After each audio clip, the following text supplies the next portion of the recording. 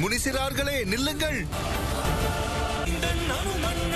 ஆற்றல் வீரன் அனுமன், அனுமன் ஞானச் செல்வன் அனுமன், அனுமன் ஞானம் அளப்பான் அனுமன், அனுமன் நல்லோர்க்கென்றும் துணையாயிருப்பான். கொல்லார்கவனே கொல்லா பாவான் சொல்லின் செல்வன் அனுமன், அனுமன் ராமன் மகன்கள் வேங்கை புலிகள், நேருக்கு நேர் நின்று போர் செய்யும் வீரர்கள். லவனும் குசனும் எங்களுடைய பிள்ளைகள் தான்.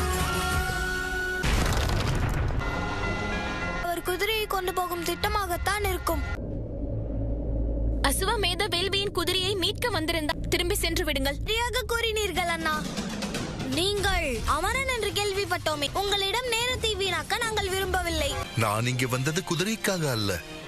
நானும் பிரபு ராமருடைய பக்தன். உங்கள் இருவரும் தாய் சீதையை தானே தேடுகிறீர்கள். நானும் உங்கள் இருவருக்கும் உதவி செய்கிறேனே. அப்படி என்றால் நீங்கள் ராமனை தோற்கடித்து நாங்கள் கேட்கும் கேள்விகளுக்கெல்லாம் பதில் சொல்வீர்களா? நான் யார் பக்கமும் இருப்பதில்லை. நீங்கள் எங்களோடு வரலாம். இந்த உதவிக்கு பதிலாக உங்களுக்கு என்ன வேண்டும்?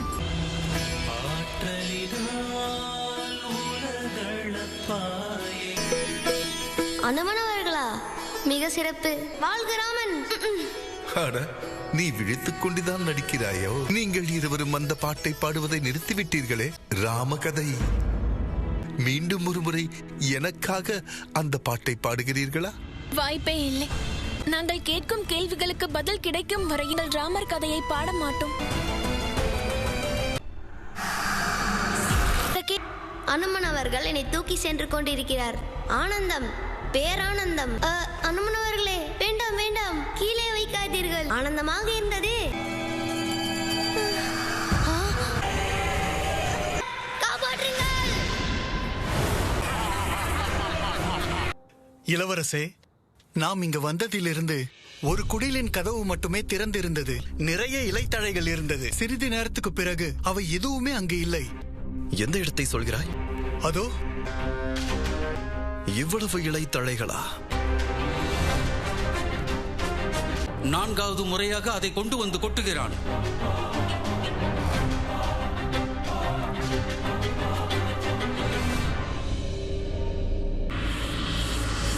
சோமகரன், எங்களுக்கு உதவி செய்வேன் என்றீர்களே. நாம் தான் ஏதாவது செய்தாக வேண்டும். இல்லை, உங்களை பாதுகாப்பது என்னுடைய கடமை.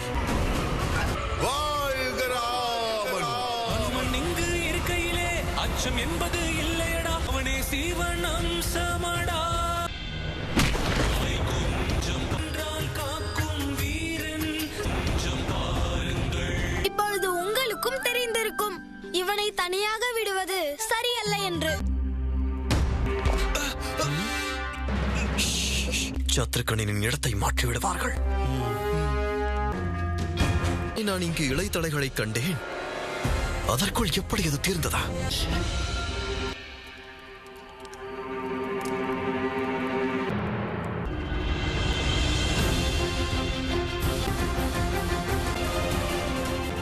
அண்ணா, என்ன ஆயிற்று பரதா? சத்ருக்கன்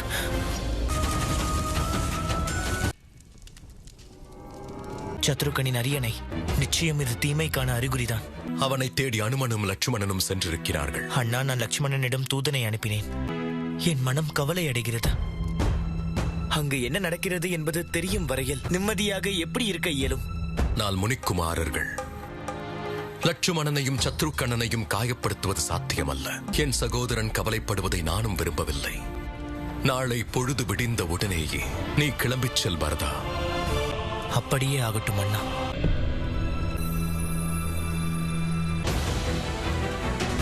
என்றால் என் சந்தேகம் உண்மைதான். அவர்கள்தான் சத்ருக்கண்ணனை மறைத்து வைத்திருக்கிறார்கள்.